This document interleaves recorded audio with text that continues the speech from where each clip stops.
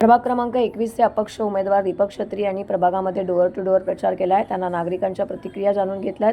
त्यांना बदल हवा आहे, त्यामुळे नागरिक मला म्हणजेच नारळ या निशाणीवरती बटन दाबून नक्की विजयी करतील असा विश्वास देखील त्यांनी व्यक्त केला आहे।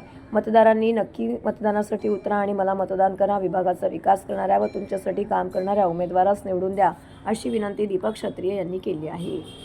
प्रचार संपला आहे, आता रणधुमाळी सगळी संपलेली आहे। चांगल्या प्रकारे नागरिकांचा रिस्पॉन्स आहे। नागरिकांना परिवर्तन हवे, तेच बघून माणसाला ते वैतागले थोडक्यात म्हणजे।